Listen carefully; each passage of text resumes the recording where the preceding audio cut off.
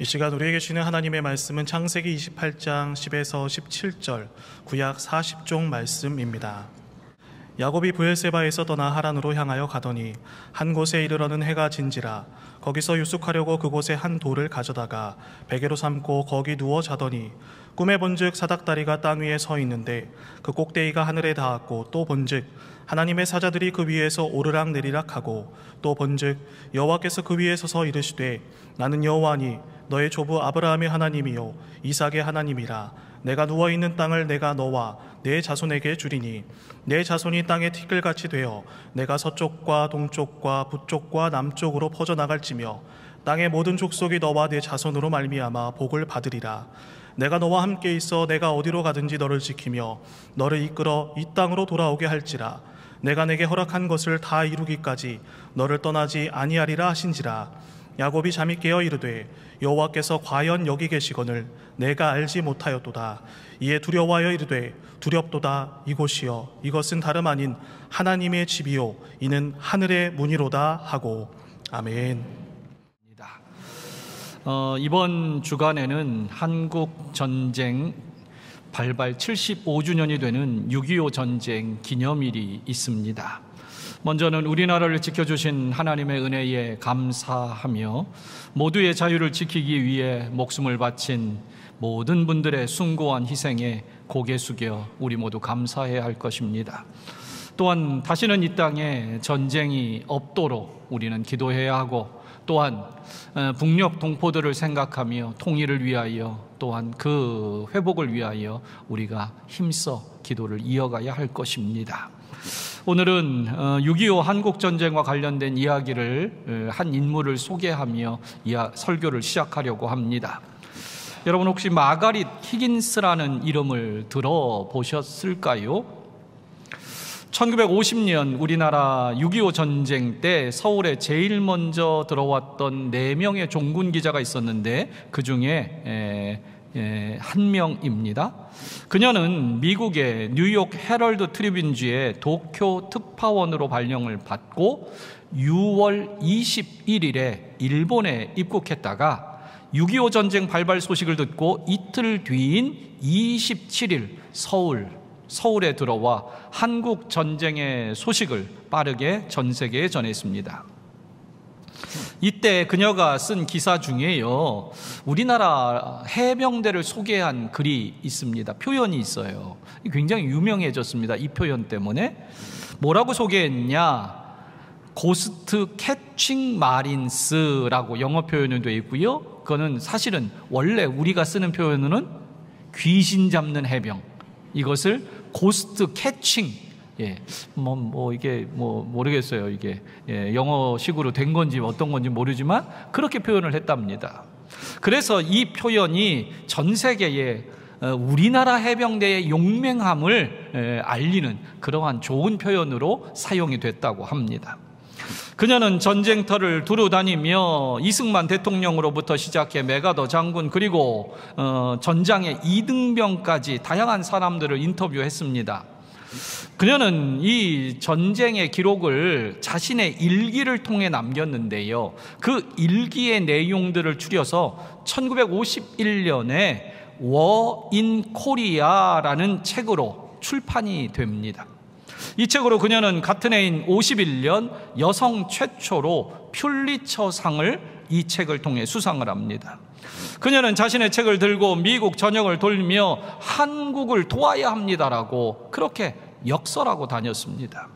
한국 정부는 그런 그녀의, 우리 한국을 알리고 돕고자 애썼던 그녀의 공로를 인정해서 2010년 6.25 60주년을 맞아 그녀의 딸을 초청해 수교 훈장, 흥인장을 추서했습니다.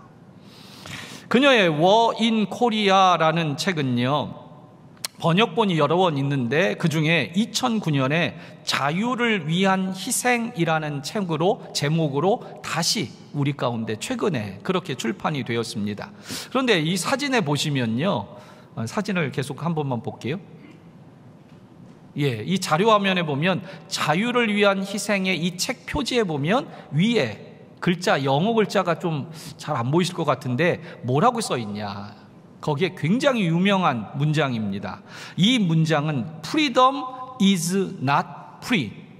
자유는 공짜가 아니다. 이 글귀는 미국 애쉬빌에 있는 6.25 참전용사 기념비에 그녀의 이 책에 나오는 문장이 기록이 되어져 있습니다. 그렇습니다.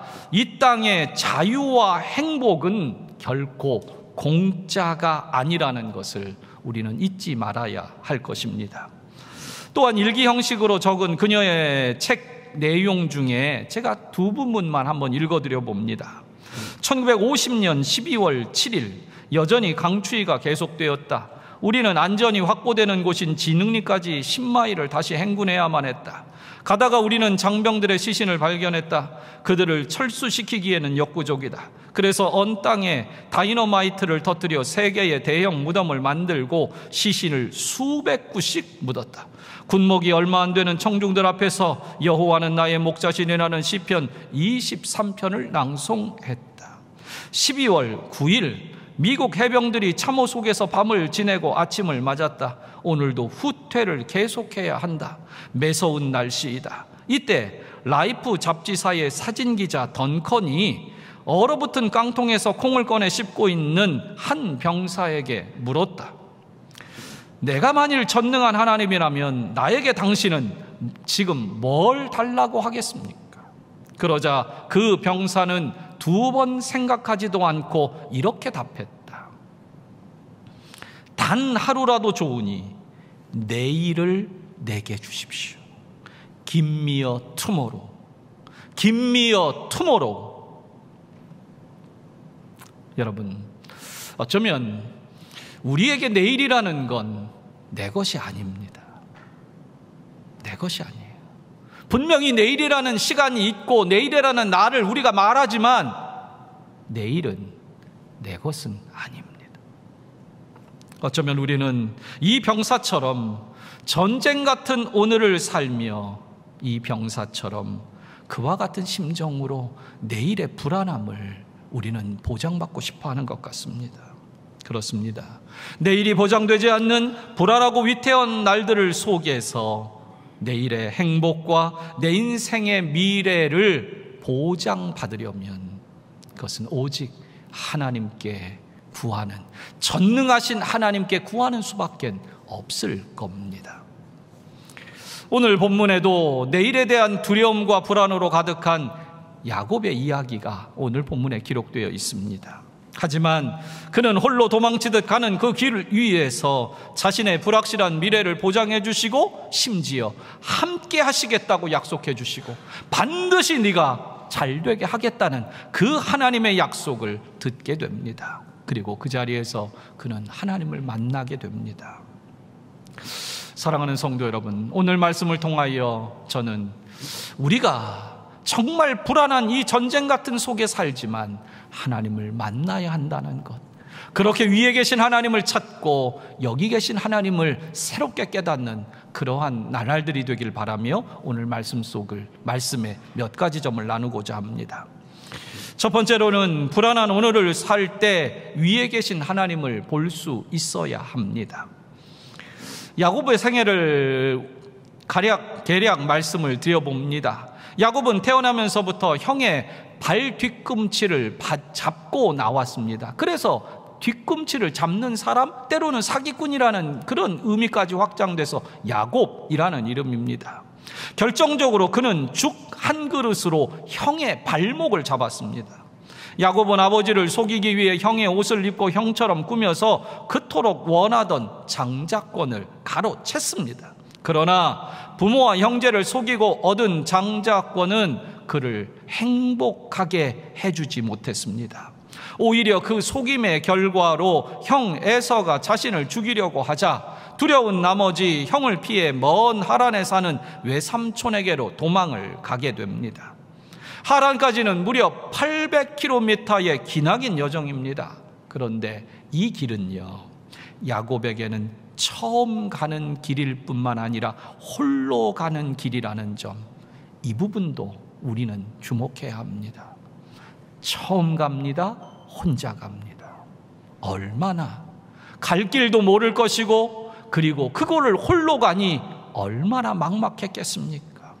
그렇게 두려움과 불안한 마음을 가지고 홀로 처음 가는 그 길을 걸어가다 그는 어두워지자 길에서 돌베개를 베고 잠을 청하는 유숙을 하게 됩니다. 그런데 성경은 사실 그가 있었던, 그 머물렀던 그곳이 루스성 근처였다라고 설명을 달아놓습니다. 분명히 마을이 있는 곳입니다. 성이 있는 곳이에요. 그런데도 그는, 야곱은 성으로 들어갈 수 없었습니다. 왜냐하면 혹시라도 형이 자신을 지금 뒤쫓아 오는 것 같은 느낌을 가지고 있는데 추격해 온다면 분명히 마을을 뒤질 거 아닙니까? 그러면 자기가 편안히 마을에서 잠자다가 발각되면, 잡히면 자기는 죽을 게 뻔해요. 그러니 그 약삭빠른, 계산이 빠른 야곱은 마을로 들어가지 않고 자신을 지키기 위해 지금 유숙을 하는 겁니다. 그렇게 야곱은 두려움과 외로움 가운데 차가운 돌베개를 베고 경계심도 풀지 못한 채 잠이 들었습니다. 그런데 그때 꿈속에서 하나님을 만나게 됩니다. 12절과 13절. 꿈에 본즉 사닥다리가 땅 위에 서 있는데 그 꼭대기가 하늘에 닿았고, 또 본즉 하나님의 사자들이 그 위에서 오르락 내리락 하고, 또 본즉 여호와께서 그 위에 서서 이르시되라고 합니다. 이것은 야곱에게 놀라운 경험입니다. 지금까지 부모님으로부터 얘기만 들었지 한 번도 경험해보지 못한 여호와 하나님을 꿈속에서 만난 겁니다. 꿈이었지만 너무도 생생하게 자기가 누워있는 그곳에서 하늘까지 사닥다리가 놓였고 하나님의 사자들이 사다리에 오르락 내리락 하고 그 위에, 그 가장 높은 위에 하나님께서 서서 말씀하시는 장면을 그가 보게 된 겁니다. 성경학자들은요, 이 구약에 지금 이 장면을 설명하면서 이 장면은 신약의 복음의 내용을 분명히 담고 있는 것이다 라고 그렇게 설명을 붙입니다.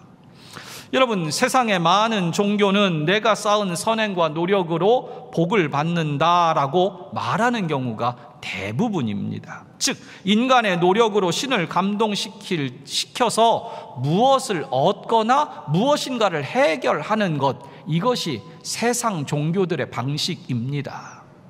그래서 지성이면 감천이다 라는 명제가 제일 유명하지요. 지극히 정성을 다하면 하늘도 감동한다는 겁니다. 때로 그 지극정성의 표시로 고행을 해서라도 신을 감동시키고자 합니다. 그런데 우리가 믿는 복음은 다릅니다. 우리의 복음은 부족하고 모자란 한 인간을 하나님이 찾아오시는 게 복음입니다. 죄인된 인간을 찾아오시는 분이 하나님이시다.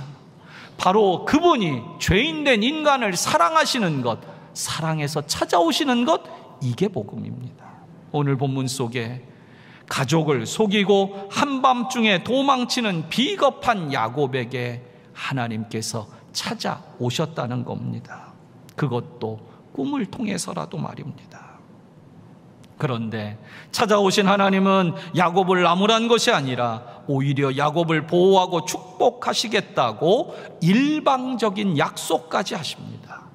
여러분, 이것이 은혜입니다.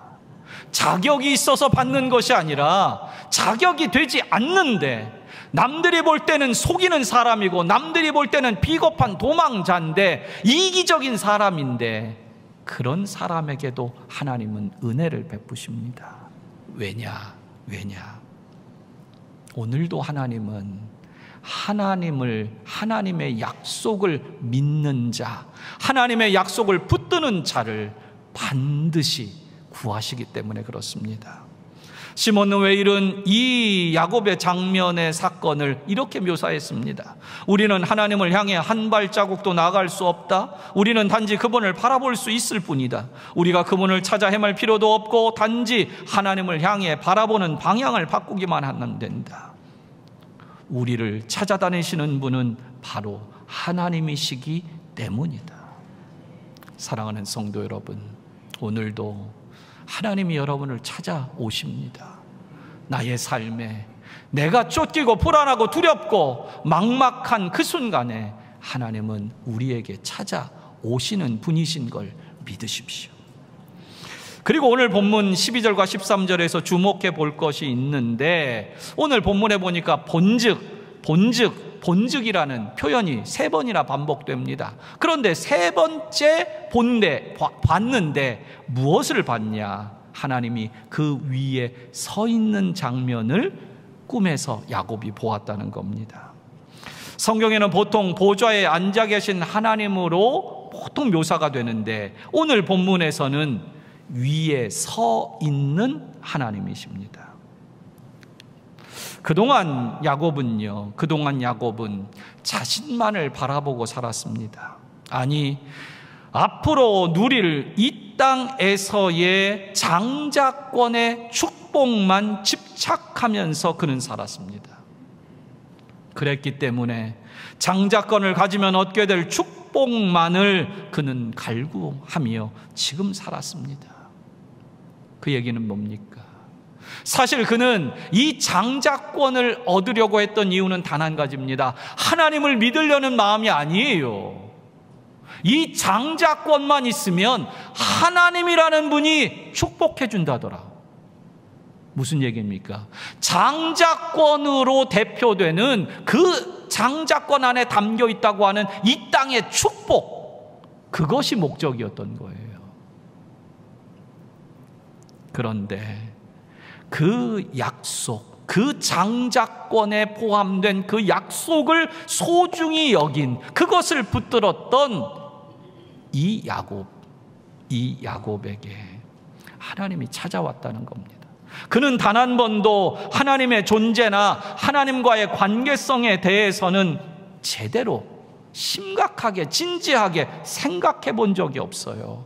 만일 야곱이 하나님의 존재와 하나님이 어떤 분이신 걸 알았다면 그는 장자권을 얻기 위해서 속이는 일들은 하지 않았을 거예요. 그는 오로지 속여서라도 장자권으로 대표되는 축복, 하나님이 복 주신다더라, 그 축복에만 그는 집중했었습니다. 그것만 바라봤어요. 그 축복은 어디서 받는 축복입니까? 오로지 땅에서 받는 축복. 그는 그렇게 이 땅의 축복에만 집착했고 자기 자신에게만 집착하고 집중했던 사람입니다. 이사야서 41장 14절에는 이렇게 하나님께서 이스라엘 백성을 향해 말씀합니다. 버러지 같은 너 야곱아, 너희 이스라엘 사람들아, 두려워하지 말라. 나 여호와가 말하노니 내가 너를 도울 것이라. 내 구속자는 이스라엘의 거룩한 이인이라. 오늘 하나님께서는요, 이스라엘 백성들을요, 그냥 이스라엘 백성들아라고 불러도 될 거예요. 그런데 그렇게 부르지 않으셔요. 이사야서면요, 이미 이스라엘 백성이라고 불러도 돼요. 그런데 앞에 버러지 같은 야곱아라고 표현을 달리해요. 야곱은 이미 몇백 년 전에 죽은 사람이에요. 그런데 이스라엘을 향하여 버러지 같은 야곱아라고 부릅니다. 즉 하나님을 알지 못하고 하나님을 믿지 못하는 이스라엘 백성을 향하여 야곱의 이름을 거론하며 버러지 같은 야곱이라는 거예요. 여러분, 우리가 과거에는 이 버러지라는 표현 되시는 개역 한글 성경은 지렁이라고 표현을 했어요. 사실은 저도 그게 좀 익숙합니다. 지렁이 같은 야곱아. 그런데 번역이 새로 되면서 지렁이보다 이 단어는 버러지가 맞다. 버러지가. 더 심각해진 거예요. 지렁이도 참 이걸 사람 앞에다가 지렁이 같다라는 표현을 붙이는 것도 희한한데 번역이 새로 바뀌면서는 버러지라고 아예 바뀌어버렸어요. 누구를 향해? 야곱을 향해. 아니, 이스라엘 백성을 향해. 여러분, 저는 이 버러지, 지렁이라는 이 표현은 결국 무능하고 무력한 존재, 아무것도 아닌 존재를 의미하는 표현이 맞을 겁니다. 하지만 한편으로 저는 이 버러지나 지렁이의 표현을 들어 이런 생각을 해요. 여러분, 버러지가 됐든 지렁이가 됐든요, 이 생물은 땅이 전부인 줄 알고 사는 생물들이에요. 하늘을 보는 존재가 아니라요, 땅만 보고 사는 존재예요. 땅만을 의지하고 땅에서 먹을 것을 찾고 땅에서 자기의 모든 것들을 걸고 살아요. 그런데 하나님은 야곱을 향해 버러지 같은 야곱, 이 땅만 보고 사는 이 무익한 인생아 라고 부르셔요. 이 얘기는 뭡니까? 그런데 오늘 이 장면, 우리가 읽은 장면에서는 하나님은 이렇게 말씀하시는 것만 같아요. 버러지 같은 야곱아, 땅이 전부인 줄 알고 땅만 바라보고 사는 야곱아, 나는 위에 있는 하나님이야. 나는 가장 높은 곳에 있는 전능한 하나님이야. 너는 나를 바라봐야 해 라고 말씀하시는 것만 같아요. 그렇습니다. 하나님께서는 땅만 보고 사는 우리에게도 말씀하십니다. 너희는 눈을 들어 위에 있는 나를 바라봐야 한다. 사랑하는 성도 여러분, 오늘도 우리 삶에 땅의 복만, 땅의 것만, 그리고 나라는 이 땅의 존재에만 집중하고 살던 그 모든 것을 이제는 끊고 눈을 들어 위에 계신 하나님을 바라봐야 합니다. 위에 계신 하나님을 바라봐야 합니다. 그럴 때에 우리의 인생이 달라질 수 있어요. 그렇다면 어떻게 우리가 그 위에 계신 하나님을 바라볼 수 있겠습니까? 바로 하나님을 1대1로 만나는 경험이 있어야 합니다. 내 인생에 하나님을 만나는 일생일대의 사건이 분명히 있어야 됩니다. 실존주의 철학자인 키에르케고르는 표현을 빌리면 이렇게 말할 수 있습니다. 우리 모두는 하나님 앞에 단독자로 서야 합니다. 물론 지금 우리가 모두 다 함께 예배를 드립니다. 하지만 사실 우리는 각자 하나님 앞에 지금 서 있는 겁니다. 이 각자 서서 하나님의 이름을 각자 부르고, 그리고 각자에게 만나주시고 말씀하시는 그 하나님의 음성을 들어야 하고, 각자에게 행하시는 하나님의 영광을 바라볼 수 있어야 합니다. 그래야 하나님을 비로소 아는 겁니다. 그러기 위해 오늘도 여러분, 무엇보다 내가 홀로 된 그 순간에 하나님을 바라볼 수 있어야 합니다. 땅의 것만 집중하고 살던 내가 홀로 된 그 순간에 비로소 눈을 들어 위에 계신 하나님을 볼 수 있는 기회가 주어집니다. 땅의 불안함과 땅의 두려움과 땅의 것들로 온통 요동칠 때, 그때 비로소 하나님은 우리에게 찾아와 위에 계신 하나님을 바라보라고 우리에게 말씀하고 계십니다. 여러분, 우리는 모두 불안 속에 삽니다. 불안한 미래와 불안한 직장과 막힌 사업 자금과 풀지 못한 인간관계들, 그 어려운 상황 속에 홀로 있게 될 때 우리는 위에 계신 하나님을 향해 눈을 들어야 합니다. 야곱처럼 말입니다. 정말 그 하나님을 바라봐야 비로소 우리가 하나님을 만나야 우리의 인생이 달라질 수 있습니다. 성도 여러분, 오늘도 살면서 힘들 때 위를 보십시오. 위를 보십시오. 위에 계신 하나님이 계시고, 또한 우리를 위하시는 하나님이 되어주신다는 거, 오늘도 마음속에 꼭 기억하고 언제나 위에 계신 하나님을 바라보는 성도님들 되시기를 축복합니다. 두 번째로는 꿈이어도 여기 계신 하나님, 나와 함께 하시는 하나님을 깨닫고 확신하는 여러분 되시기를 바랍니다.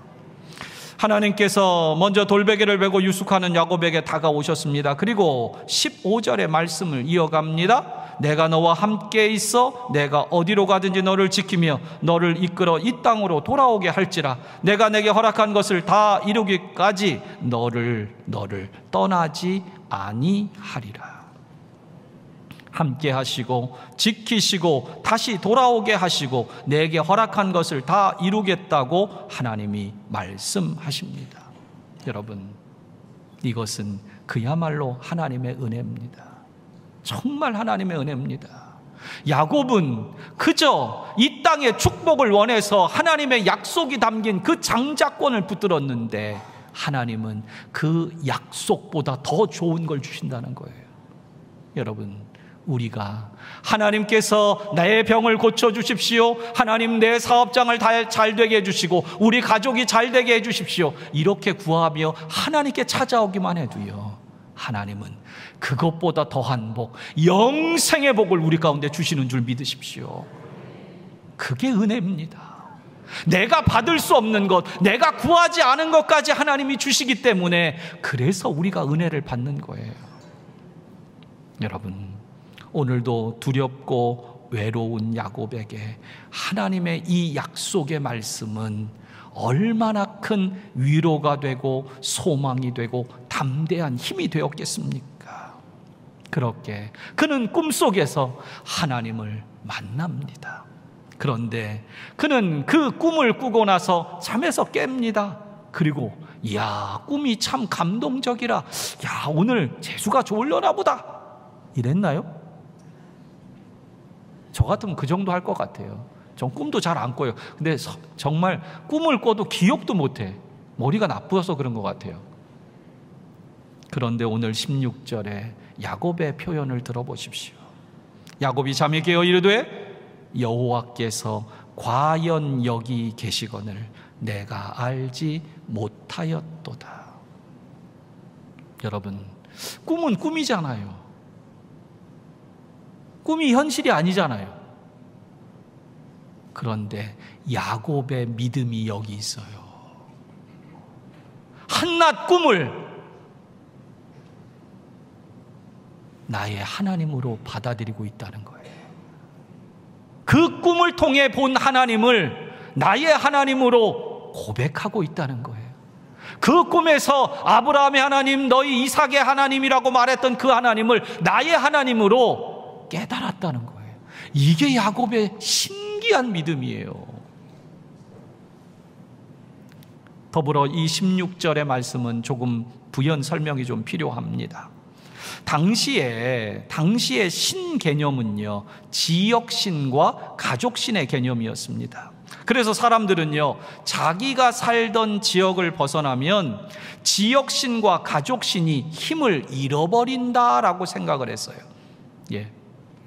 그래서 야곱은 아버지 이삭과 살고 있는 브엘세바에서는 하나님이 계시다는 것, 그것을 그냥 지식적으로 믿었어요. 그런데 그 브엘세바를 떠나서 낯선 지역을 왔습니다. 지금 이곳은 루스성이라는 그 지역이에요. 그러면 루스성 사람들이 믿는 신이 그 지역은 장악하고 있단 말이에요. 그러면 하나님을 믿던 지역에서 멀어졌으니 하나님은 힘이 있어요, 없어요?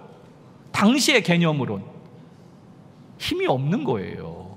이게 그 기본적인 생각이 야곱에게도 이건 모든 사람들의 정서란 말이에요. 그런데 꿈을 꾸고 나서 깨달은 거예요. 하나님께서 브엘세바에만 계신 것이 아니라 과연 여기도 계시는구나라고 하나님을 비로소 깨달은 거예요. 영어 성경을 보니까요, 우리 번역은 과연이라고 해놨지만 영어 성경은 surely라는 단어를 써서 확실히 분명히라고 이 야곱이 얼마나 확신 있게 깨달았는지를 표현해 놓고 있어요. 여러분, 오늘도 우리도 깨달아야 합니다. 분명히 확신해야 합니다. 여러분, 하나님은 위에 계신 하나님만 아니라, 하늘 위에 계신 하나님만 아니라 전능하셔서 멀리 계신, 사다리 위에만 계신 하나님이 아니라 지금 여기 계신 하나님으로 우리가 깨달아야 합니다. 나와 함께 하시고 내게 말씀하시고 이 불안하고 두려운 나의 마음 가운데 하나님은 그저 말씀 정도가 아니라 정말 살아계신 하나님으로 나의 평생을 함께하는 분으로 여기 계시다는 고백인 겁니다. 여러분, 저는 이것을 실존적 깨달음이라고 그렇게 표현하고 싶습니다. 여러분, 신앙은 환상을 믿는 것이 아니라 살아계신 하나님을 본 환상마저도 하나님을 깨닫는 믿음으로 삼는 거예요. 성도 여러분, 오늘도 하나님은 나의 하나님이십니다. 여기 계신 하나님이십니다. 내 삶 곳곳에 홀로 있는 그곳에라도 계신 분입니다. 어떤 성경학자는 이 부분을 해석하며 이렇게도 해석을 하더라고요. 야곱은 홀로 있는 이 순간에 고아의식을 가지고 있었던 사람이다. 그래서 내가 홀로 결정해야 되고, 내가 내일 살 것도 내가 궁리해야 되고, 모든 것을 홀로 해야만 된다라는 그런 고아의식을 가지고 있었다. 그런데 이제 이 꿈을 꾸고 나서는, 하나님이 여기 나와 함께 계신다는 걸 깨닫고 나서는 이제 그에게는 자녀의식이 생긴 거다. 나는 혼자가 아니야. 하나님이 나와 함께 계셔. 그랬기 때문에 그는 담대하게 그의 인생의 내일을 걸어갈 수 있었던 것이다. 성도 여러분, 오늘 여러분에게도 이렇게 깨닫는 체험의 은혜가 있기를 축복합니다. 눈에 보이지 않아도 내가 사는 모든 시공간에 하나님께서 계시다는 사실을 아십시오. 그리고 그것을 알 때 우리의 신앙이 달라질 것이고 우리의 미래는 달라질 것이 분명합니다. 말씀을 맺습니다. 미국에 한 중년 부부가 있었습니다. 아내의 시력이 너무 나빠서 눈 수술을 했는데 그만 수술이 잘못돼 아내가 시력을 잃고 말았습니다. 거의 보이지 않습니다. 그 후 남편은 매일같이 아내의 직장까지 출근을 시켜주고 또 하루 일과가 끝나면 집까지 데려오는 그런 일을 매일 남편이 반복을 합니다. 그런데 어느 날 남편이 아내에게 말합니다. 여보, 우리가 직장이 서로 너무 멀어. 내가 왔다 갔다 하니까 너무 힘들어. 이제 당신 이렇게 오랫동안 한동안 했으니까 이제 당신 혼자 출근하고 퇴근해도 될 것 같아 라고 딱 잘라 말합니다. 그 말을 들은 아내는 남편에게 너무나 섭섭하고 배신감마저 느꼈습니다. 그리고는 이를 악물고 어떻게든 내가 혼자 살아내겠다고 결심을 합니다. 그리고는 다음 날부터 홀로 집을 나섭니다. 지팡이를 짚고 도로까지 혼자 걸어 나갑니다. 그리고 버스를 타고 내립니다. 그런데 여러분, 홀로 이제 가는 그 길이 쉬웠겠습니까? 돌부리에 걸리고 그리고 계단에 걸려 넘어지고 그렇게 다치고 쓰립니다. 그러나 울면서라도 그녀는 홀로 서기를 그렇게 감당해냅니다. 그러기를 1년. 어느 날, 그날도 똑같이 그 아내는 혼자 버스를 타게 됩니다. 버스를 올라타는데 그날따라 버스 운전기사가 부인에게 말을 건넵니다. 아주머니는 참 복도 많으시네요. 매일 남편이 버스에 함께 앉아 계시잖아요. 그리고 아주머니께서 직장 건물로 들어가는 순간까지 아주머니를 지켜보다가 등 뒤에서 손을 흔들어 주고 그렇게 보이지 않는 격려를 해주고 남편이 가시거든요. 이 말을 들은 부인은 그 자리에서 울음을 터뜨리고 말았습니다. 이 글은 제가 인터넷에서 본 보이지 않는 격려라는 제목의 한 글입니다. 여러분, 내가 힘들고 지칠 때가 있습니다. 정말 나 혼자밖에 없다고, 누구도 내 곁에 없다고 그런 순간이 있을 수 있습니다. 그러나 조금 더 생각해 보면 나는 혼자가 아니었습니다. 사랑하는 가족이 보이지 않는 격려와 눈물로 나의 나를 위해 기도해 주었고요. 그리고 무엇보다 나의 등 뒤에서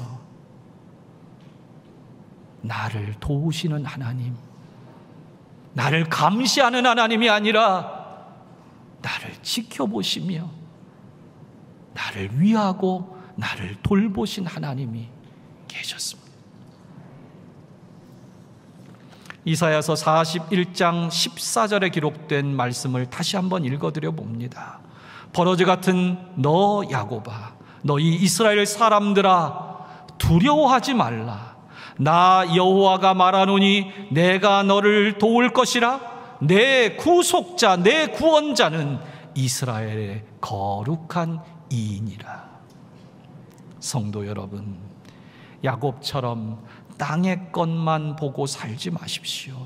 세상의 것에만 집착하며 살지 마십시오. 이제 위에 계신 하나님을 바라보시고 여기 계신 하나님을, 나와 함께 계신 하나님을 깨달으십시오.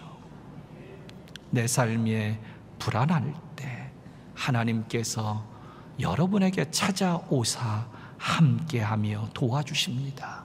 그리고 하나님은 친히 나의 구원자가 되기로 자청하셔서 오늘도 내 곁에, 여기 내 삶의 그곳에 오늘도 함께 계십니다. 이 한 주간을 살아갈 때도 그렇게 믿음으로 주님을 믿고 살아가는 여러분 다 되시기를 축복합니다. 기도하겠습니다.